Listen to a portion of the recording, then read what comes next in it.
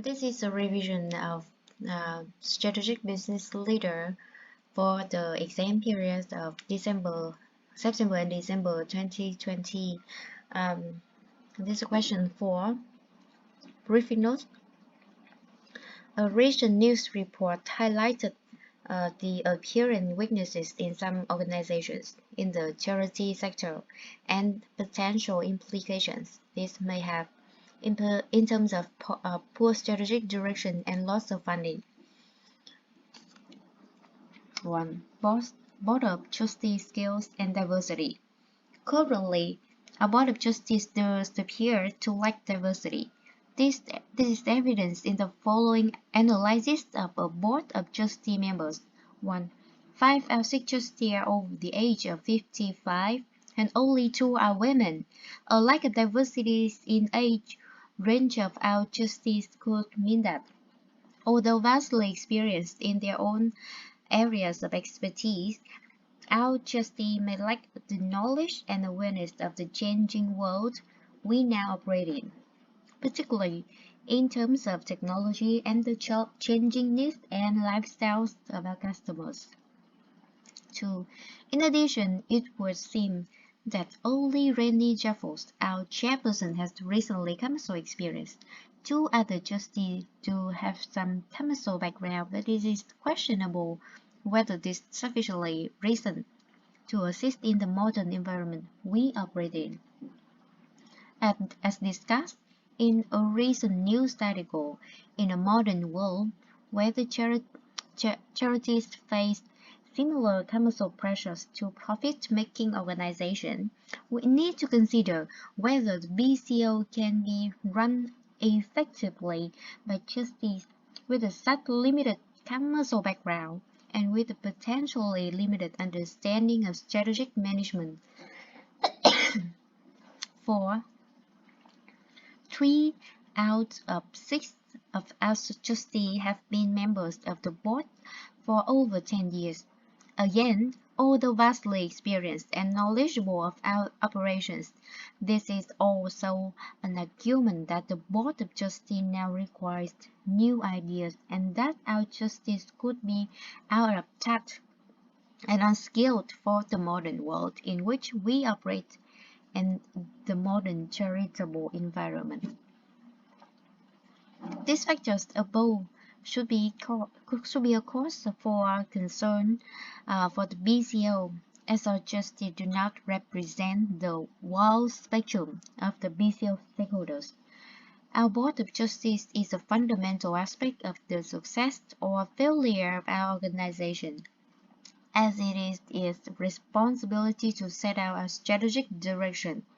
If they do not have the up-to-date skills and mix of experience and the diversity to do this successfully, then we are at risk of losing our strategy direction. 2. Continuing development for management board members. 1. Our continuing professional development for our management board should assist members to think together from a more strategic perspective and should help to build a strong management team. Often, the board has little time in board meetings to get to know each other, as everyone is focused on the job at hand and on their own areas of responsibility. Taking time out for board development allows board members to interact in a less structured environment, helping to build a more cohesive team. 2. Also, importantly, our management board has legal duties to use responsible care, skill, and diligence.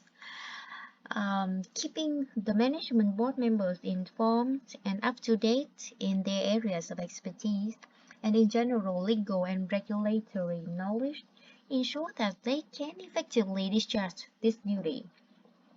The management board must be conversant, with changes in regulation, legislation, and the operating environment the BCO operates in it. If it is to manage its strategic direction effectively. 3. The culture of the BCO will largely be driven by the stones set by our management board, which permeates throughout the organization. By investing in management board development, we can set out a clear signal to the rest of the BCO that it values continual learning. This will encourage our staff and volunteers to want to continuously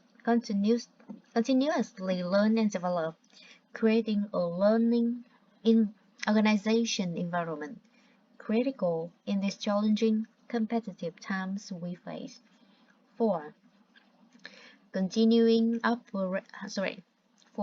continuing professional development should help to motivate and retain good board members.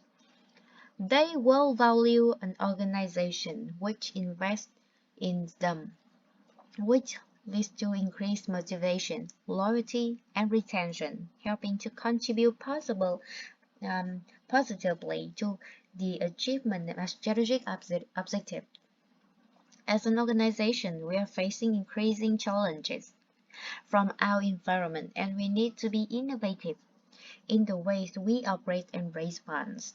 Continuing professional development will assist management board members to be more innovative in their thinking. As people who have been people who have been trained well in how to do their jobs are more likely to be more confident and innovative.